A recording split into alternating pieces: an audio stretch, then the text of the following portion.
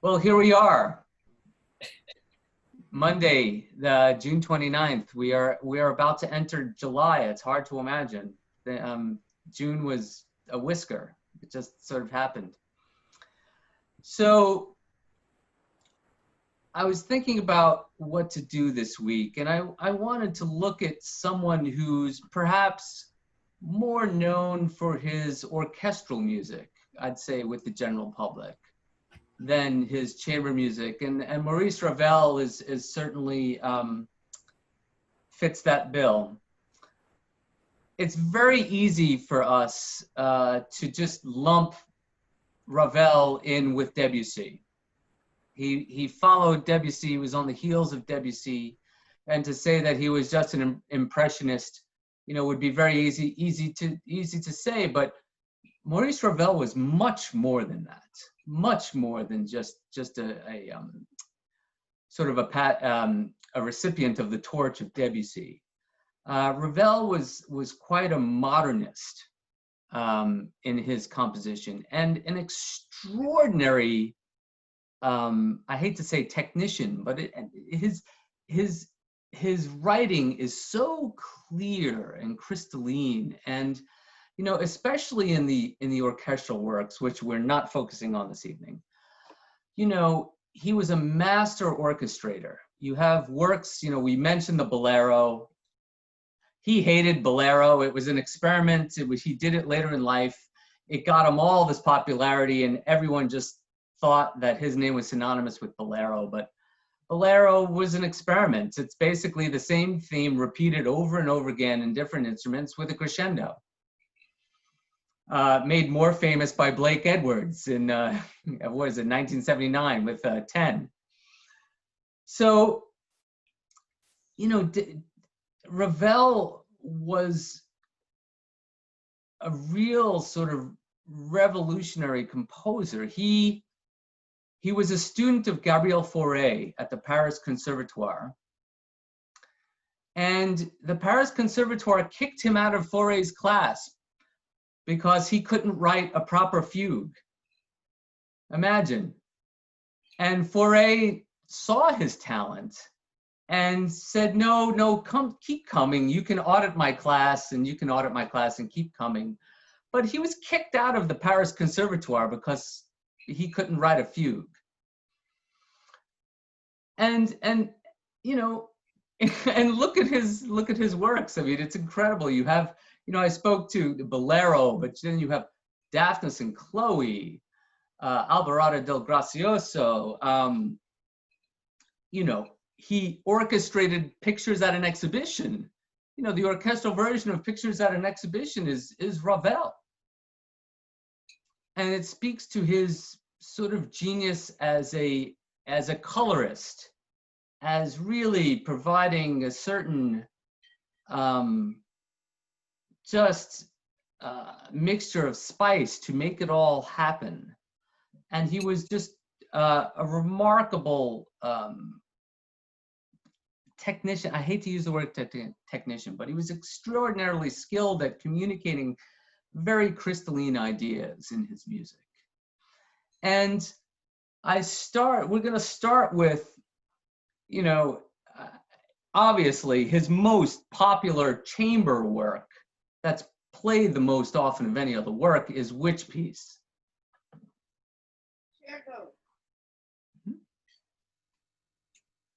Anyone? String quartet. Oh, feedback. Yes, the string quartet. Yes. The string quartet. So the string quartet is a very, very early work of his. He wrote it while he was at the Paris Conservatoire. He wrote it 10 years after Debussy's quartet.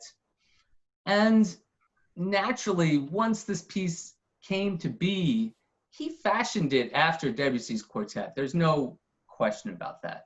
But it immediately became part of Debussy's quartet. There, you will find nary a recording where those two pieces are separated. When you see recordings of these pieces, generally they're lumped together, and in our minds they're lumped together. But Ravel brings a very distinctive voice to I would say, again, carrying the torch of what happened prior to him with Debussy. He innovates on it. So let's start by listening to the Ravel movement, one movement of the Ravel Quartet. We'll listen to David. Before the music. I'm sorry, David. David, there's a lot of feedback in your recording. I'm sorry. Now. Lots of feedback. I'm sorry. So let's listen to a recording of a movement of Ravel's string quartet. This is essentially the scherzo movement. It's Assez V, and it's a performance by a group from the Marlborough Music Festival from March 25th, 2007. And since it's Marlborough, I'll identify the players. The violinist is Suvin Kim, who's played on our series multiple times over the past couple of years. He's on the faculty of the New England Conservatory. Jessica Lee is the second violinist. She's the assistant concertmaster of the Cleveland Orchestra now. Jonathan Vinokur is the violist. He's the principal viola of the San Francisco Symphony now. And Sue Bay, who's a cellist, and she's a cello soloist in New York. So here is the Assez Vif movement from Ravel and his string quartet.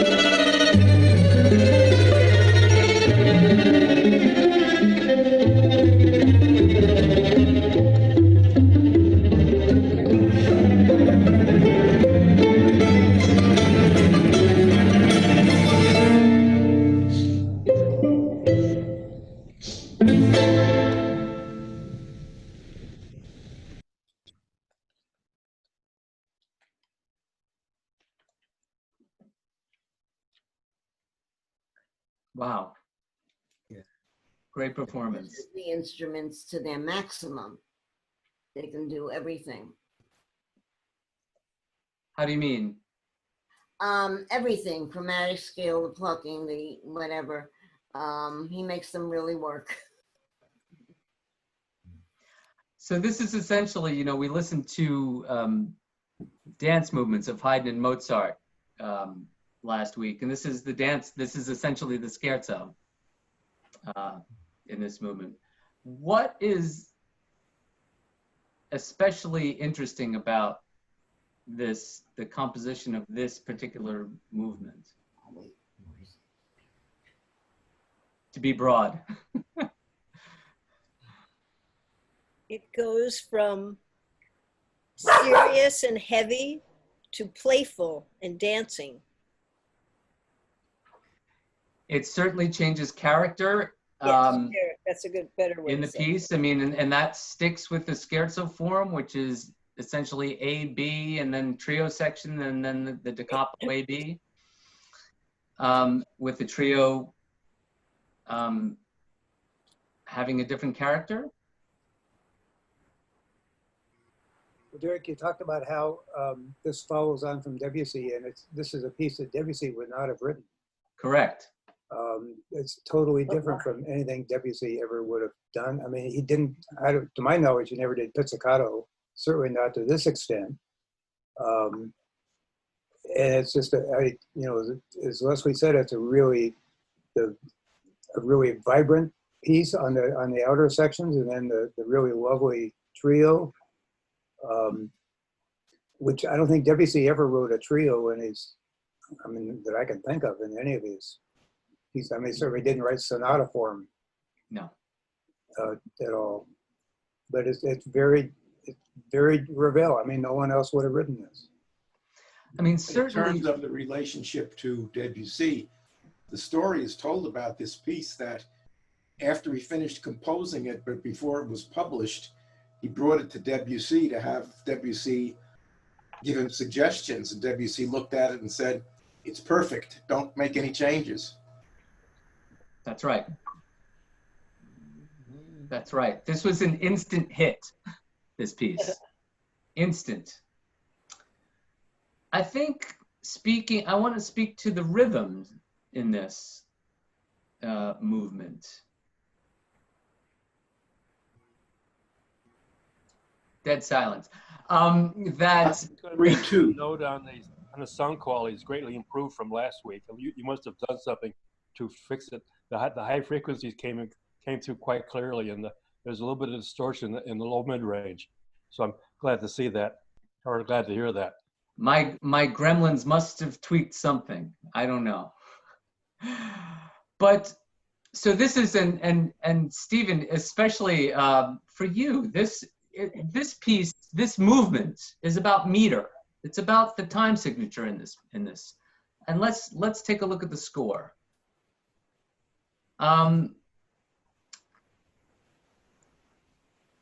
So here we have a classic case of where he's playing between 6/8 and 3/4.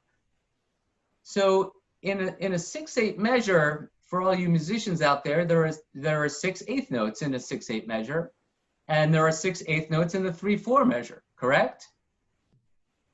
So it has to do with the emphasis of the beat. 6/8 is 1 2 3 1 2 3 1 2 3 1 2 3, where 3/4 is 1 2 1 2 1 2 1 2 1 2 1 2.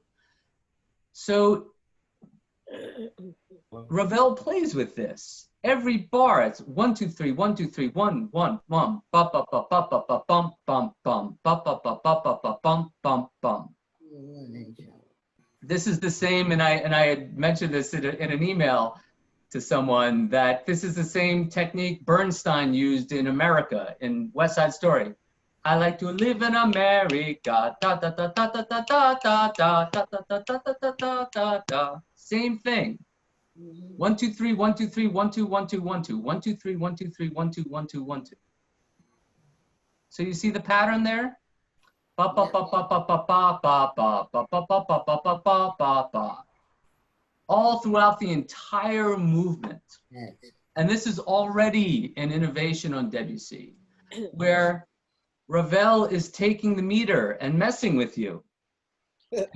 He's doing it consistently, but he's changing it. It's something already different than Debussy, right And there. isn't he also doing the two simultaneously? And the lowest strings. Correct. It's Yes, A, because and you the still first have one has you bum still have bum he 1 2 3 ba ba ba ba ba yeah. ba in the lowest strings. I mean, this is a technique of Brahms as well. I mean, Brahms playing 3 against 2 all the time. It gives a sense of float when you have a two against a 3. Ba, ba, ba, ba, ba, ba, ba, ba, ba, ba, ba, ba. It's a sort of floating feel with the syncopation in the rhythm.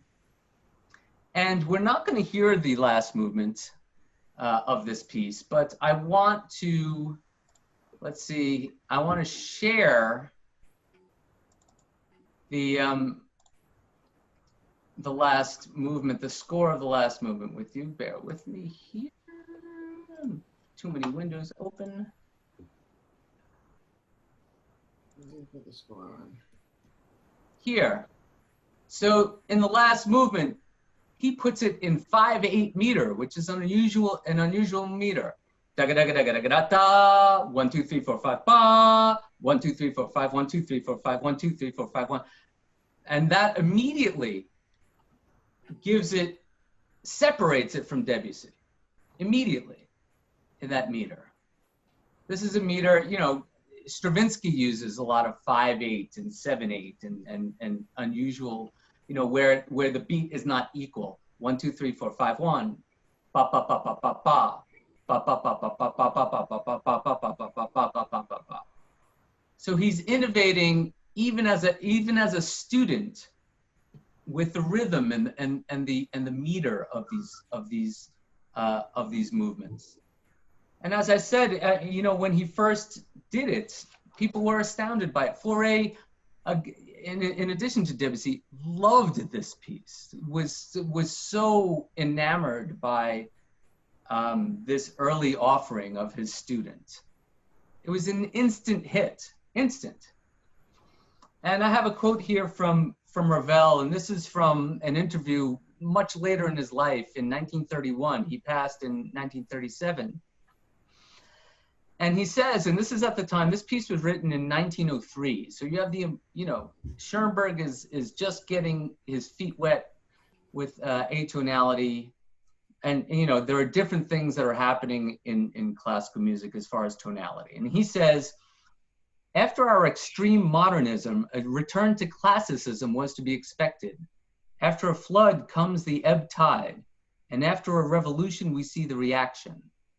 Stravinsky is often considered the leader of neoclassicism, but don't forget that my string quartet was already conceived in terms of 4-part counterpoint, whereas Debussy's quartet is purely harmonic in conception. So in looking back over his career after the fact, he sees this as a very neoclassic, this is an old piece where he's innovating in an older form. He even, you know, the quartet is keyed. It has a key signature, string quartet in F major, which doesn't happen. Debussy's quartet is in G minor. Then any other piece after Debussy doesn't have a key ascribed to it. Same here with Ravel. So he sees this as he's using an old form, the string quartet, taking what's happened with Debussy and then innovating upon it. As a very young man, I mean, he was 28 years old when he wrote this piece. So he's just getting his feet wet in composition and getting his music out there. And he's already putting an indelible stamp, his stamp on the music. So again, it's often lumped with Debussy, with the Debussy quartet, but it's quite different from the Debussy quartet. Some of the harmonies, the harmonic structures that he uses, where he's focusing more on modes and pentatonic scales, there's a similar idiom that happens with Debussy, but it's quite different than what Debussy had done with the quartet. And, you know, as an early work of any composer, this is a marvel, this quartet. And that's why it's just a standard in the repertoire. And I was shocked in going through our archives and seeing that we haven't done it that often. I was really, really shocked that I didn't have more to draw from. The Debussy, we've done a bit, but not the Ravel. It's interesting. I don't like to push quartets to see what they play, but we should definitely have this piece on the program for sure. It's a really marvelous and innovative piece.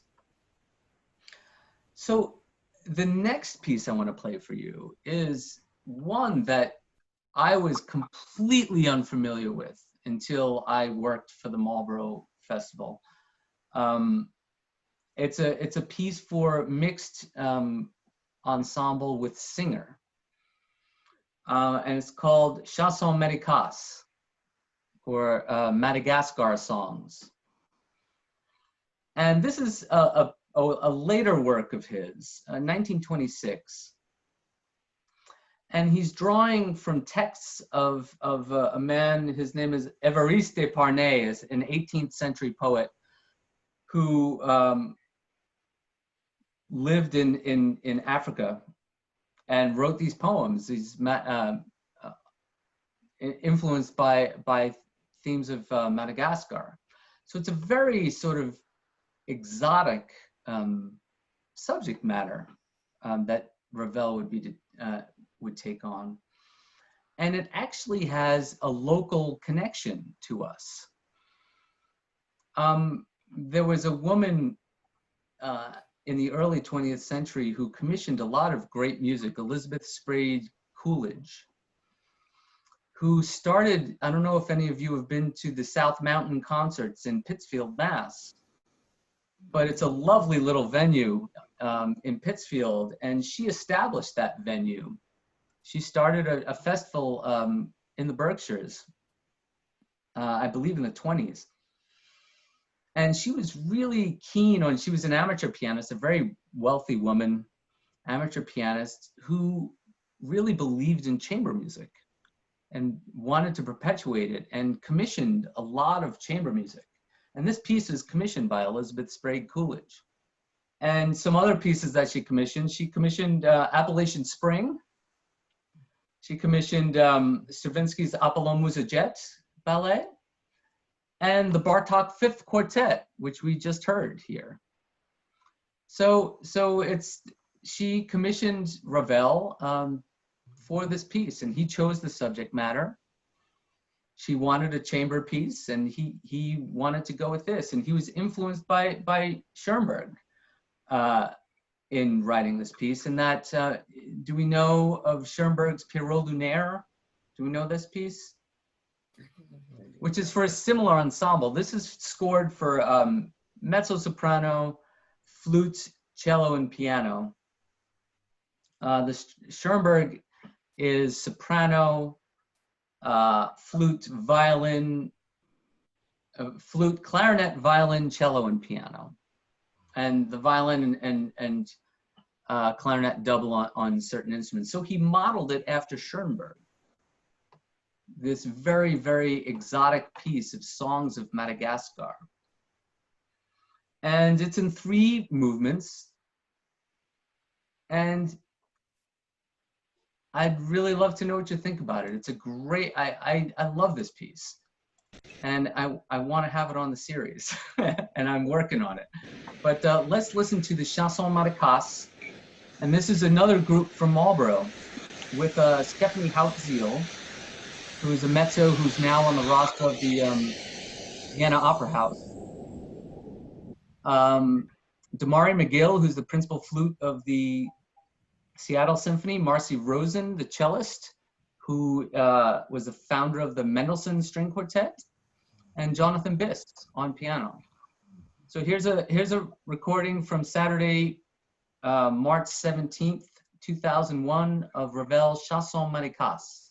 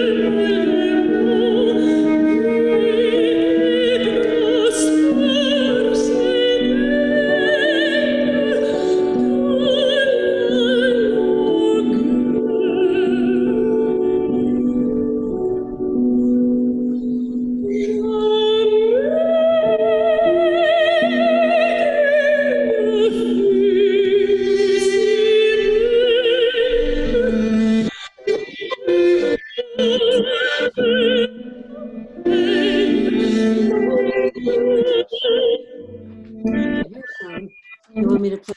I assume I have it on my. I don't care.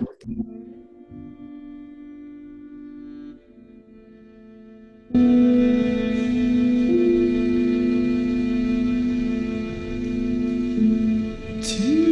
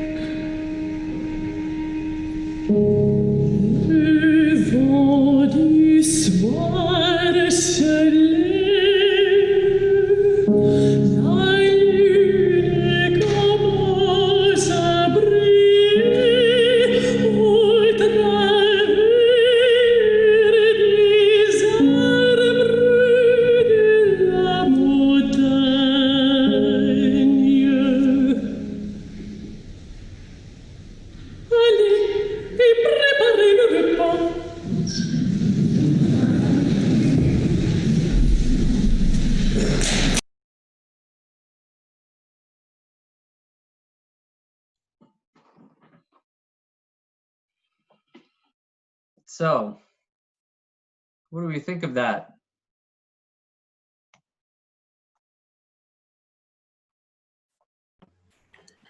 Well, Beautiful Derek, piece. if you hadn't told us who composed that, I would never in a million years have guessed it was Ravel. No. Right. I mean, maybe I might have thought of Poulenc. Mm-hmm. or a few others, but not Ravel. I might have thought of Bach before I thought of Ravel with that. Just an amazing piece for him. Who was the singer again? The mezzo. She's got a lovely voice. She's been fantastic. Her name is Stephanie Hautziel, and she doesn't sing in the States. She has a contract with the Vienna State Opera, and I adored her from the first time I heard her at Marlborough when I was a wee lad 20 years ago. It would have been nice to have the texts of the songs before us. It's obviously it's something one can't take in on the first listening, but it really has beautiful things in it. But one would like to hear it again and hear it with the texts. No one is preventing you from doing that. Much appreciated, Derek.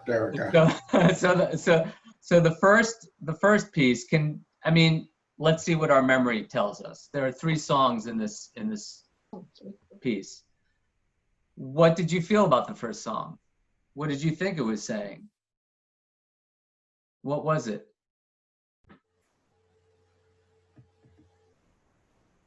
Not an easy question.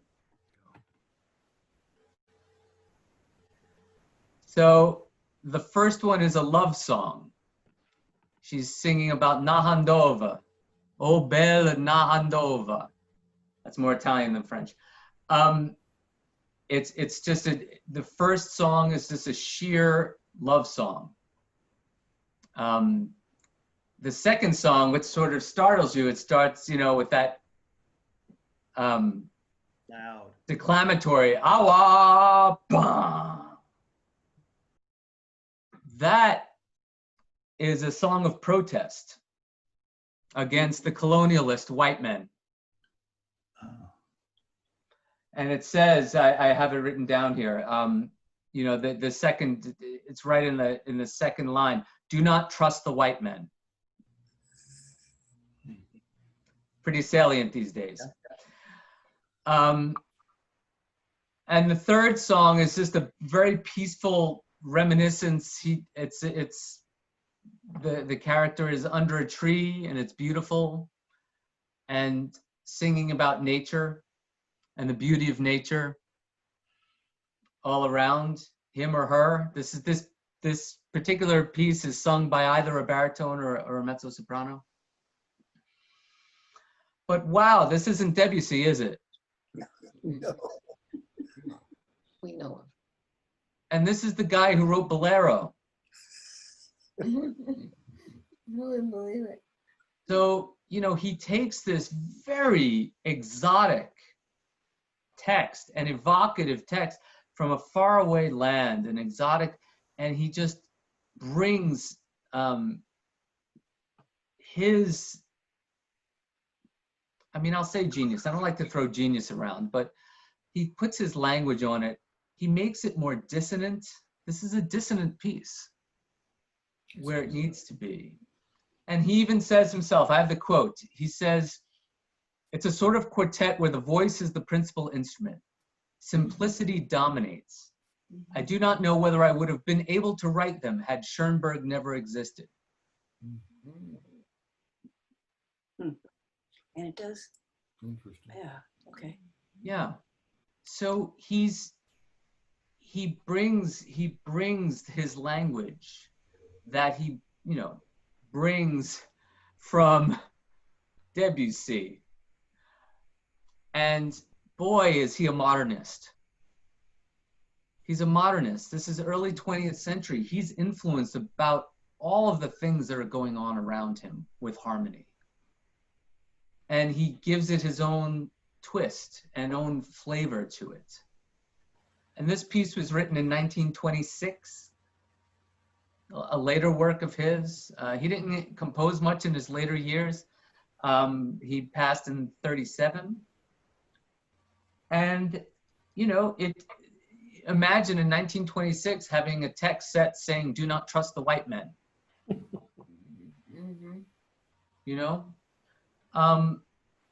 He was a very, very innovative composer.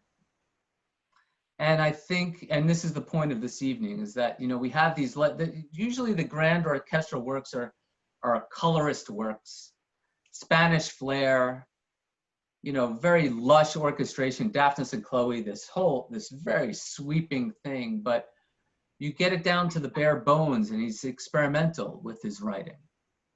Very experimental. So we're going to shift gears a little bit. I tried not to be chronological this evening. We're going to listen to two more songs of his. And these were written earlier. Where are we? We are at 1906. It's a cycle of, I think 5 songs, Histoire Naturelle. And it's basically animals. And we'll do 2 songs from this cycle, and the text is Jules Renard, and this is a performance from December 5th of 2018 with the baritone, the very incredible baritone Simon Keenlyside, with Malcolm Martineau playing piano. So Histoire Naturelle, and we're going to try to guess the animals afterwards. How about that? So they're very, very short selections, and let's see what he's trying to do here.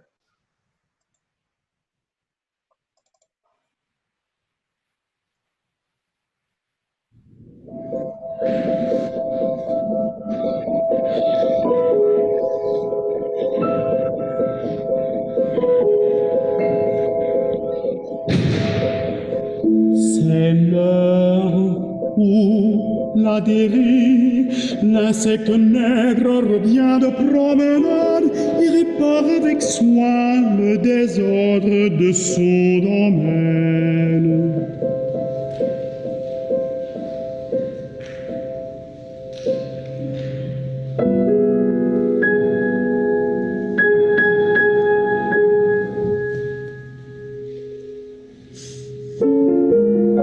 D'abord, il ratisse ses étroites allées de sable. Il fait du bran de scie qu'il écarte au seuil de sa retraite. Il lime la racine de cette grande herbe propre à la harcelie.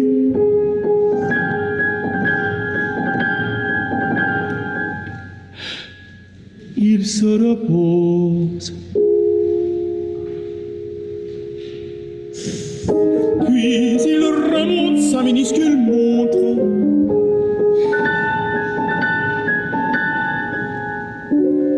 A-t-il fini? Est-elle cassée? Il se repose encore un peu. Il rentre chez lui et ferme sa porte. Longtemps, il tourne sa clé dans la serrure délicate.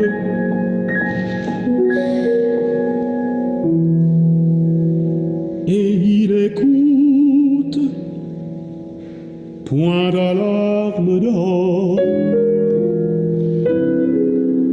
Mais il ne se trouve pas en surplis. Et comme par une chaîne dans la poulie grasse, il descend jusqu'au fond de la terre.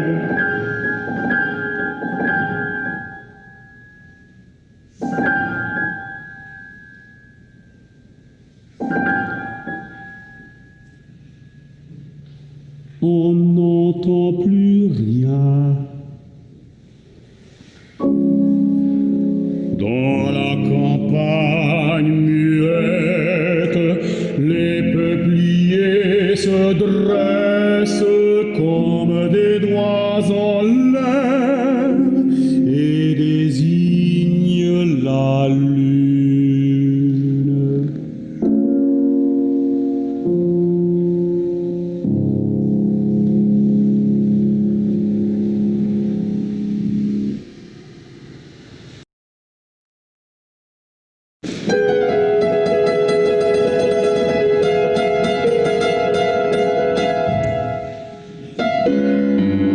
C'est la bossue de ma cour.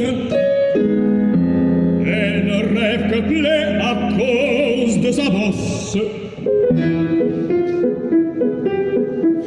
Les poules ne lui disent rien. Brusquement, elle se précipite à les harceler.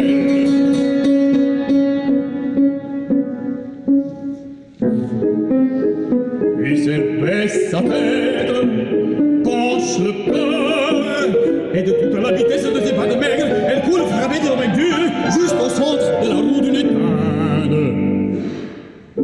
Cette poseuse l'agaçait. Ainsi, la tête brillée, ses barbillons à vif, cocardier et la rose du matin au soir. Elle se bat sans motif, peut-être parce qu'il s'imagine toujours qu'on s'en moque de sa taille, de son crâne chauve et de sa queue basse. Et elle ne cesse de jeter un cri discordant qui perce l'air comme une pointe.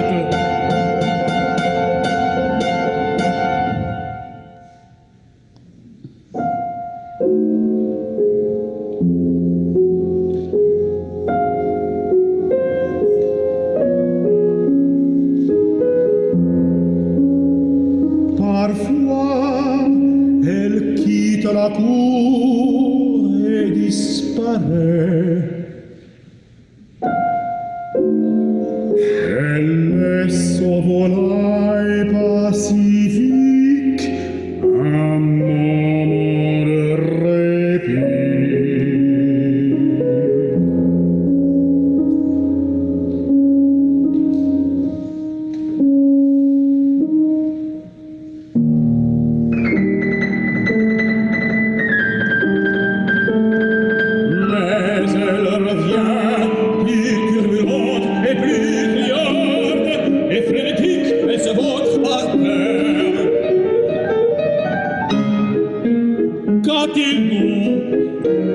La sournoise fait une farce. Elle est allée pondre son œuf à la campagne. Je peux le chercher si ça m'amuse. Et elle se roule dans la poussière comme une bossée.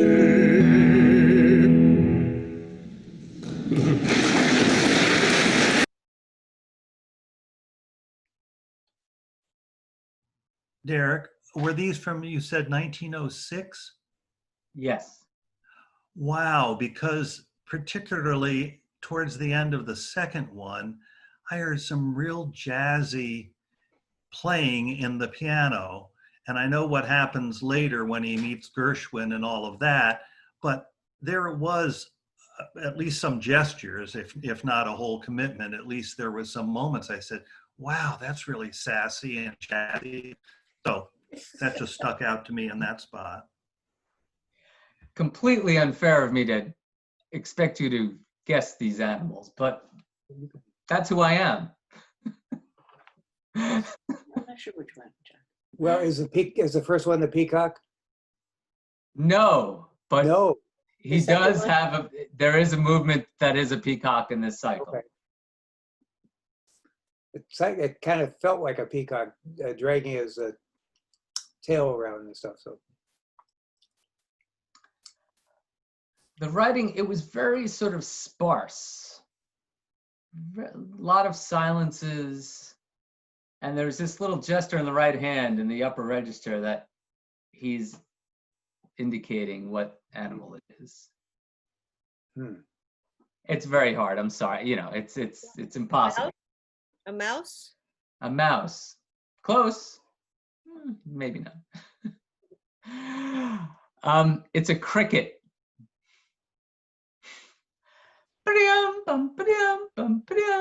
It's a little cricket call, and it's like an evening, and he does this little cricket call. Yeah, no way you could have gotten that. The second one, especially, won't get, but I'm all for it. Is it a lizard? No. Come on, Brian. Anything that hops? It hops a little bit, I guess. If you have basic French, which my French is about below basic, I pick out one word, poule. It's a chicken, a guinea fowl. It's Guinea fowl. Yeah. And it's kind of clucking around and running around, and yeah, that was that piece. But what a treat to hear Simon Keenly's side, who's, I think his chanson performances are fantastic, and he did some Poulenc songs on this concert as well. But this one caused a little bit of a problem for Ravel when he wrote this, in that he took the poetry of Jules Renard, who was very, highly regarded poet, and sort of did this slightly populist flavor to this music, showing the poetry. And he got in a little bit of trouble. People thought the music didn't respect the poetry at all. The French, they were like, oh, they just, they were very upset at Ravel for doing that. But I think they're very charming little songs. And I frankly didn't know them very well before Simon had come to sing with us. But it's another window into Ravel, his language and his idiom. It's tonal, but kind of not.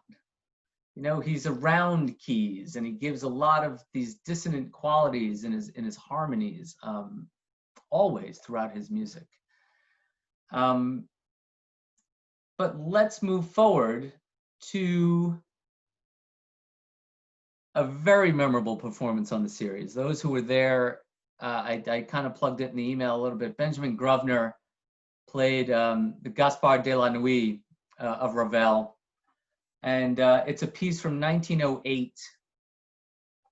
And at the time, Ravel was quite an accomplished pianist. He wasn't a virtuoso touring around, but he really could play the instrument.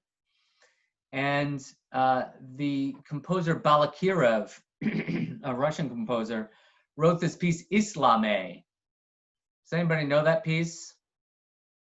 It was in vogue, 50 to 100 years ago, when all these virtuoso pianos coming out.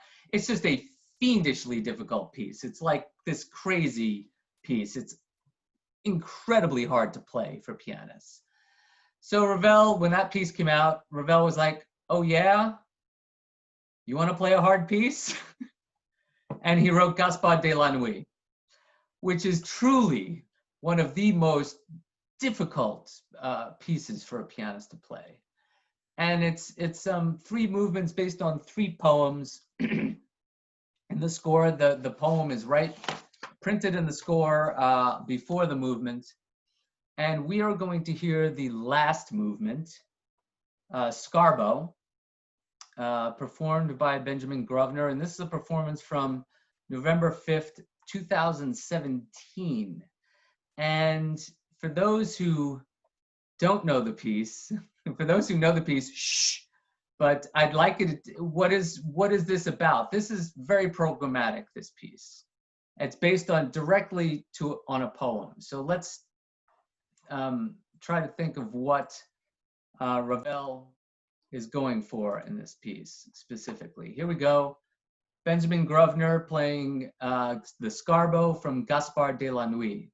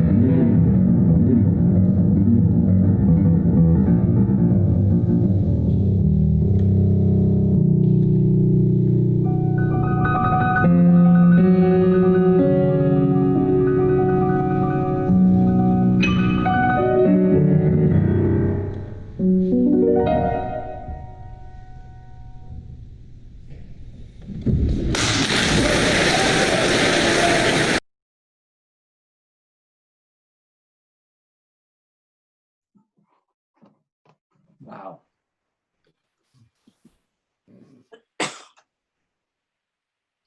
That was an incredible performance.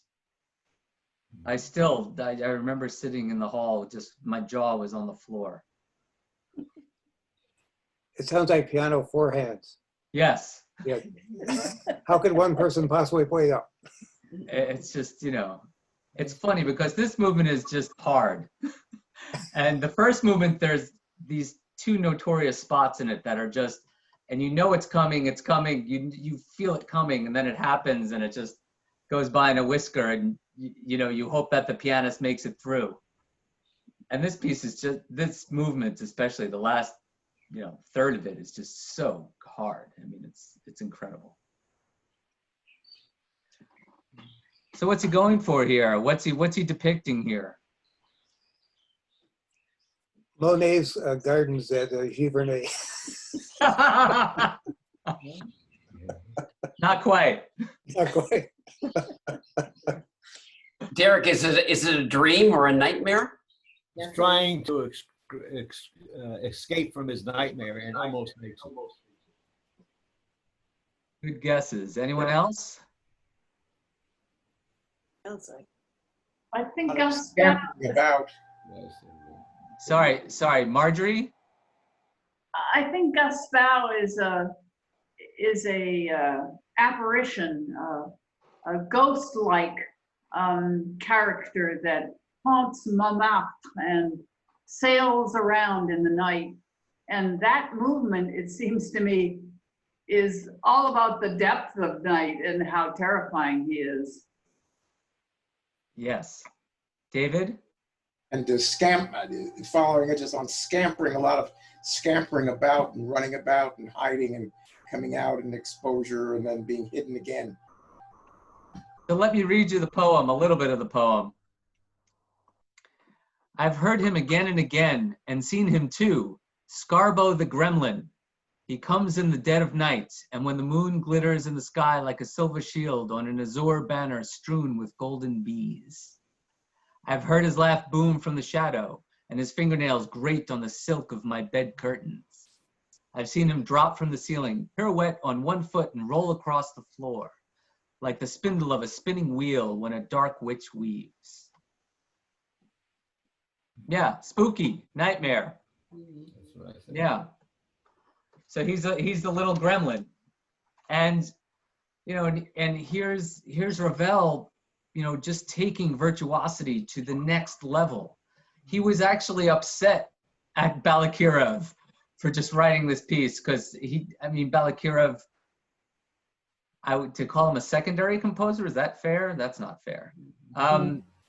He just thought, you know, okay, well, if you want something, a virtuosic piece that's a good piece, here's mine. And it's been challenging pianists ever since. It's very rarely played in live because it's so difficult. And to hear that recording, unedited recording right now, and hear Benjamin play it like that, it's just stunning. For those pianophiles, the pianist Michelangelo in the 50s, there's on YouTube, is a really, I believe it's on YouTube. There's a recording of his Gaspard that's live, and it's pretty stunning. But Benjamin's performance certainly holds a candle to it for sure. And how old was he when he performed this? This was 2017? 2017. Good question. He wasn't 30, but he wasn't 20 either. I want to say he was about 26. This was his second performance with us. Unfortunately, he was supposed to be here in last March. But he's on the schedule next year with the Doric Quartet, actually. So in I believe, February. So I want to close, and Paul alluded to it, Ravel's influence of jazz. Ravel was very interested in jazz. And when he came over to the States in 1928 for a tour, he was conducting and playing, and he stopped in New York. He spent time with George Gershwin, quite a bit of time with George Gershwin. And Gershwin took him to the clubs in Harlem, and they heard great stuff. And the photo, and I'll put it up now, that I had on the email, if it loads. Come on now. Photoshop takes a while, I apologize. Is a photo of a party that was thrown for Gershwin in New York for, I believe, his 53rd? Does that make sense? Yes, 53rd birthday. Oh my goodness, Photoshop. I should have had this up, I apologize. And Gershwin is at the piano, and there's a singer. Here we go, sorry, it's taken so long. Come on now, you can do it. There's a singer who was famous at the time, this French-Canadian singer, Ava Gautier. I have other people that I didn't know. Oscar Freed, who was a composer of the time. Manoa Lida Tedesco, a composer, and the composer and the person to the right, if the photo ever loads, here we go. And it has a crop on it, is, there we go, George Gershwin, right there.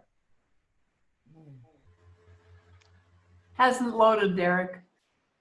It's not there? No. Not on our screen. Uh-oh, should be there. Anyway, take my word for it. I don't want to spend a lot of time.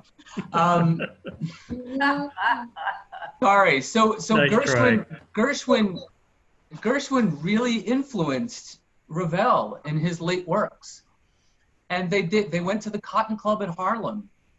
And Gershwin, when he got back to France, he composed the concerto, the piano concerto in G, famously, which is very jazz influence. The left-hand concerto as well. But the piece that I'm going to play for you now was actually written just before he went to the United States. So he knew about jazz. You know, jazz had come over to Paris in the early 20s and took quite a stronghold in Paris, and still has a stronghold in Paris, more so I'd say than in America. He wrote this violin sonata, and the second movement, the title is Blues. Derek, yes. Can I pop in just for one quick second? And Sure. probably people know this, but Gershwin wanted to study orchestration with Ravel. Yes. And Ravel said no. And he also wanted to do the same with Boulanger. But Ravel said you'd end up writing second-rate Ravel. Yes.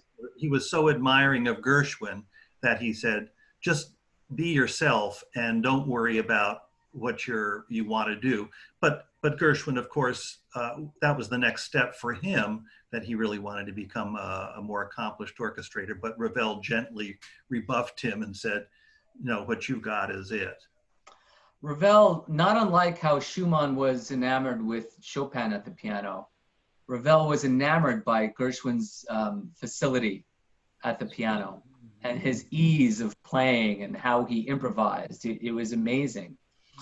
I have a quote here from Ravel that he says, personally, I find jazz most interesting, the rhythms, the way the melodies are handled, the melodies themselves.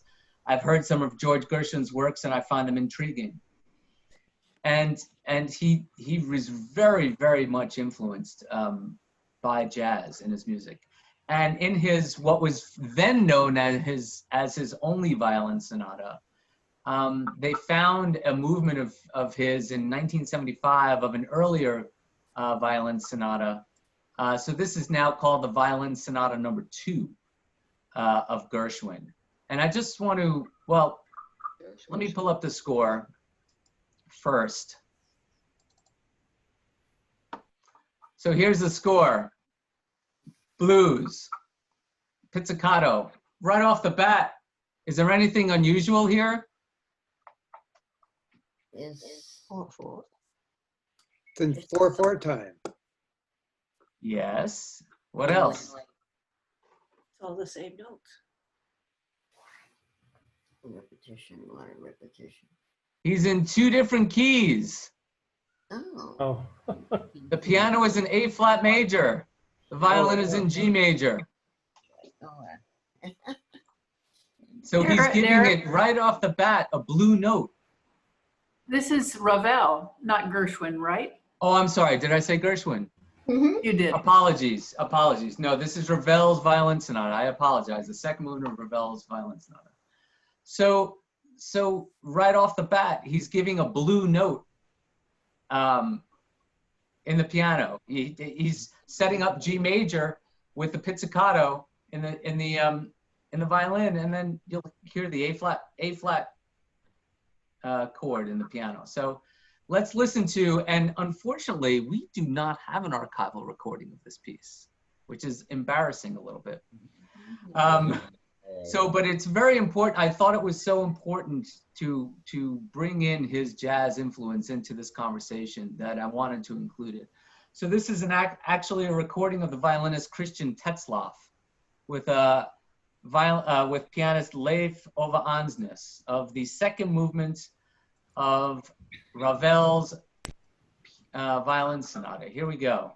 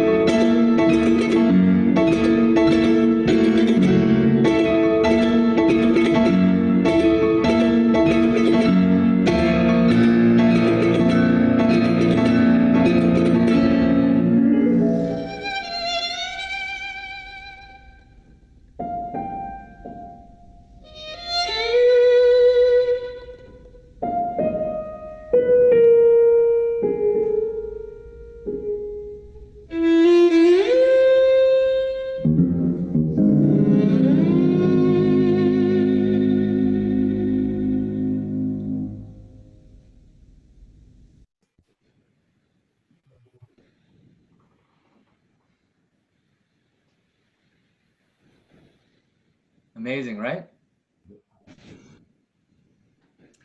I'm going to be a little bit of a naysayer. Go ahead.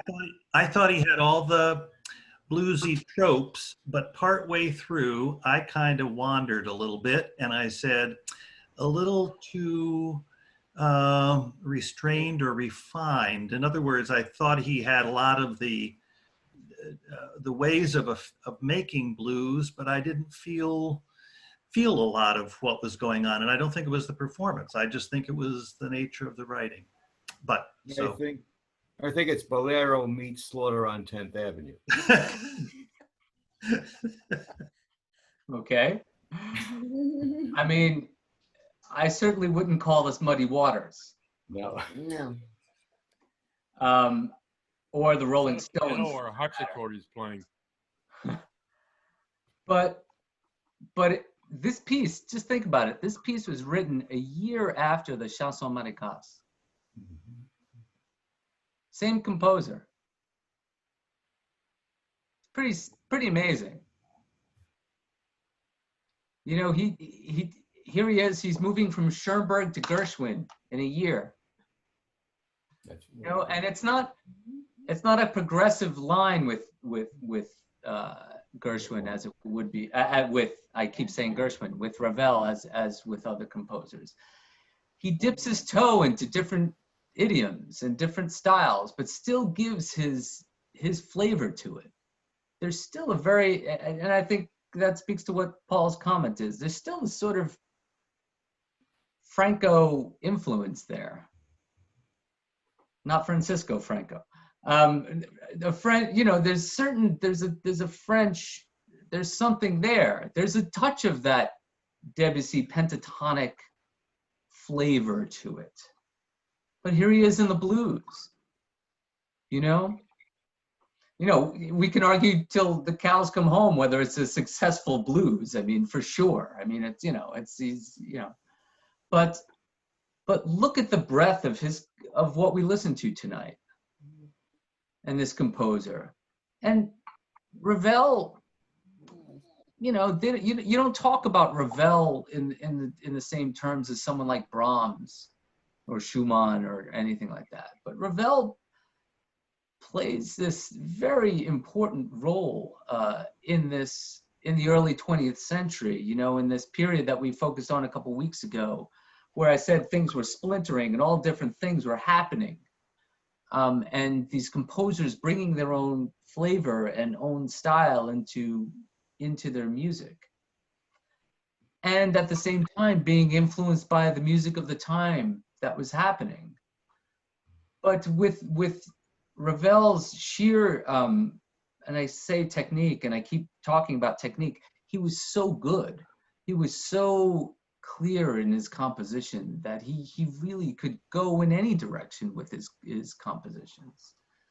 You know, where something is you know, I think Bolero was written around the same time. It was in the 20s, toward the end of his life. So he was dabbling in all these different things, Ravel. Yes, yeah. And when you have you know, many musicians and conductors, especially in the orchestra world, would say, well, he was one of the great orchestrators and ever. I mean, he was one of the best ever. But when you look at the chamber music, he gets colors with very little, with very sparse instrumentation, very sparse notation and in his writing, but the flavor is there. And I think it speaks to his mastery of composition. So, you know, the point is that, you know, I think with Ravel especially, because I think he's got this albatross of Bolero with him, with the general public. I think that the general public, you know, and you know, if the novice classical music listener will say, okay, yeah, I know Ravel. Yeah, I know Ravel. But there's so much great music of his. You can examine Le Tombeau de Couperin, where he's taking Couperin and you know, he orchestrates. I like the orchestra version better than the piano version, but in the oboe line, and it's it's just it's a wonderful piece, wonderful piece. You know, and I think that he's got again, I wouldn't, you know, he wasn't an iconoclast. I didn't include him in that vein because he does come from a school. He certainly comes from the Debussy Fauré school. But he then adds, bam, this modernism and this atonality dissonance with his writing, and brings to it a great skill in orchestration and instrumentation that I think is quite unique in music history. So, any other thoughts on Mr. Ravel?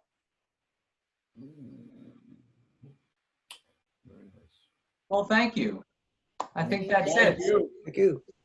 Another wonderful Monday. So next week is our last original programming for this Zoom session, and heaven knows what that's going to be on. Okay, looking forward to it. but I'll let you know, and I really appreciate everybody coming on again, and let's keep listening to music together. Thank you, Derek. Thank you, Derek. Thank you, Derek. Thanks, Derek. Thanks, everybody. Have a good night. Bye-bye. Thanks much. Thank you.